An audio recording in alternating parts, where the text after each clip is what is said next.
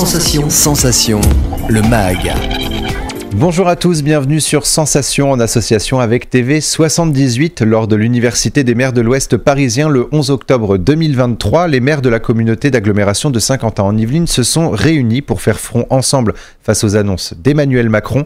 Le 24 septembre 2023, le chef de l'État indiquait sur TF1 et France 2, je cite, « Quand vous avez votre taxe foncière qui augmente, ce n'est pas le gouvernement, c'est votre commune qui le décide et c'est un scandale quand j'entends des élus qui osent dire que c'est de la faute du gouvernement. » Un pic qui ne passe pas pour les maires de Saint-Quentin-en-Yvelines, comme l'explique le maire des Clés-sous-Bois, Philippe Guiguen. Dans ce communiqué, il y a notre réprobation par rapport à ces propos. Il y a un constat sur la situation actuelle, constat qui est partagé. Nous sommes un certain nombre de maires de Saint-Quentin-en-Yvelines, mais je sais pertinemment que ça a été aussi relayé par l'Association des maires de France. Le constat est le suivant. Aujourd'hui, nous n'avons plus d'autonomie financière dans les communes, alors qu'en fait, c'est l'un des articles 72 de la Constitution.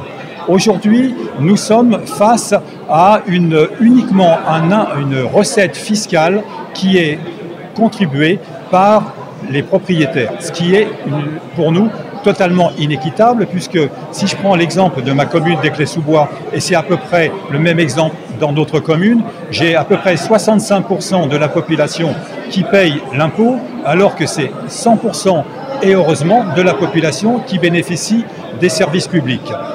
Ce que nous souhaitons, c'est que tout ce qui est par le passé, tous les mécanismes de péréquation, de dotation globale de fonctionnement pour lesquels le président de la République a dit qu'il y avait eu une augmentation sur ces 2 dernières années. Peut-être, mais j'ai certains élus qui sont avec moi là, une augmentation par rapport à 0, ça fait toujours 0. Donc ce qui est important pour nous, c'est d'avoir une refonte totale de tous ces mécanismes, aussi bien de la DGF que des fonds de péréquation que nous sommes obligés de verser. Je pense que nous sommes dans une situation où on ne peut plus tenir sur le moyen et le long terme avec cette situation-là. C'est impossible. Donc il faut absolument que tout le monde ait conscience de cette situation. C'est un ras-le-bol et un cri d'alerte. Et je vais reprendre les termes de ma collègue de Plaisir. Les communes ne sont pas les pompiers de l'État. Interrogée sur l'intérêt des maires à être présents à l'UMOP, la maire de Plaisir, Joséphine Coleman-Sberger, n'a pas non plus caché sa déception face aux propos du président. Pour l'élu à Plaisir, ce rendez-vous doit permettre aux maires d'échanger également sur les difficultés qu'ils rencontrent.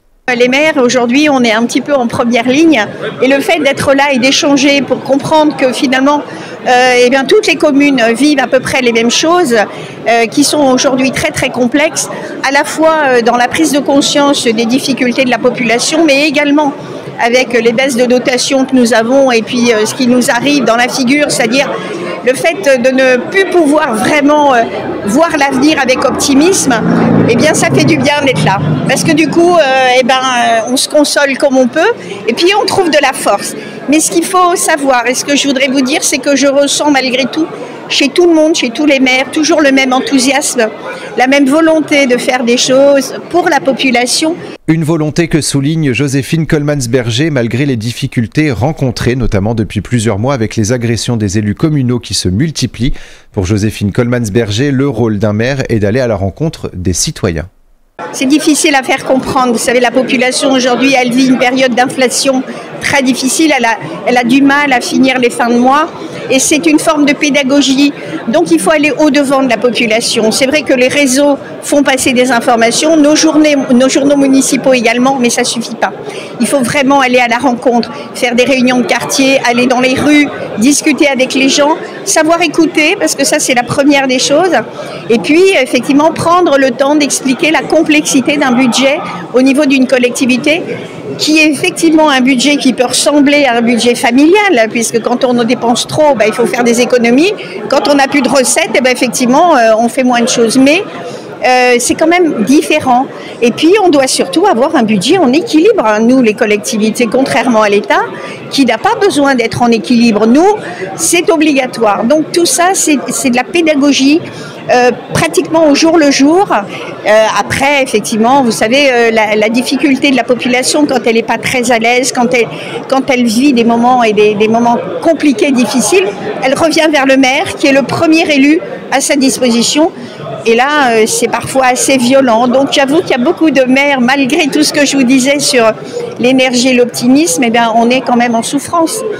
Au-delà de la lettre adressée à Emmanuel Macron, l'élu de Plaisir ne cache pas sa déception face à la baisse de dotation de l'État sur sa commune.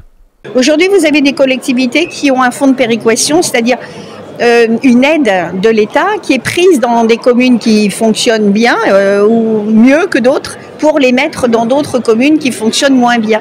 Ce fonds de péréquation est une vraie complexité parce qu'aujourd'hui, je vous donne un exemple, sur Plaisir par exemple, alors là je vais vous parler de la dotation d'État. En 2011, on avait 11 millions d'euros sur la ville de Plaisir par an. Et aujourd'hui, on est à 800 000 et en 2026, on nous a déjà annoncé qu'on n'aurait plus que zéro, on aurait zéro. Comment voulez-vous qu'on fonctionne comme ça? Je veux dire, c'est d'une grande difficulté. Toutes les villes le vivent et donc ce courrier rappelle un petit peu toutes ces problématiques-là et on ne demande pas l'aumône. On demande simplement que soit révisée toute cette action qui est une action particulière et qu'il faut réfléchir sur justement les aides, pas de l'État forcément, mais la redistribution au niveau des collectivités. En 2026, la ville de Plaisir n'aura donc plus de dotation de l'État et les conséquences sont déjà prévisibles pour Joséphine Coleman-Berger.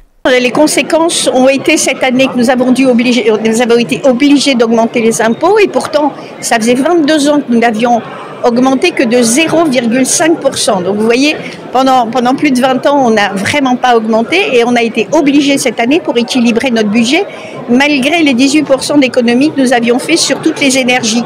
Il faut savoir qu'on a aussi, nous, des énergies qui nous coûtent plus cher, 3,5 millions sur la ville de Plaisir, sur notre budget.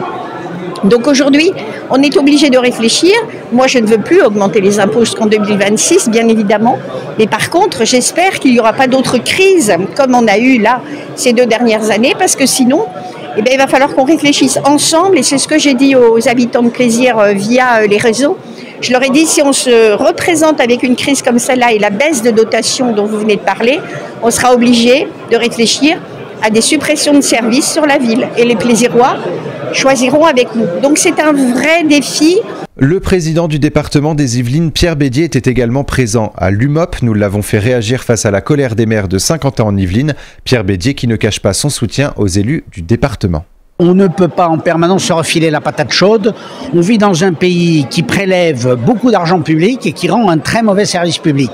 Donc comment faire qu'on prélève moins et qu'on rende un meilleur service? Il n'y a pas 36 000 solutions, ça s'appelle la décentralisation. Et donc qu'on nous laisse la liberté fiscale, on va lever l'impôt, mais comme nous, on vit dans la même rue que nos concitoyens, quand on sort de chez nous, si le service n'est pas rendu pour l'impôt qu'on a levé, on se fait engueuler. Alors que le président de la République, on n'est pas tous rue du Faubourg Saint-Honoré pour pouvoir l'engueuler quand il augmente nos impôts. Donc c'est aussi bête que ça. Voilà l'intérêt de la décentralisation, meilleure gestion, à meilleur coût, meilleur service. Pierre Bédier qui rappelle notamment que la mission du département est de répondre aux difficultés rencontrées par les maires et leurs communes. Mais le président des Yvelines ne cache pas une difficulté grandissante dans le contexte actuel et les décisions du gouvernement. C'est notre première mission.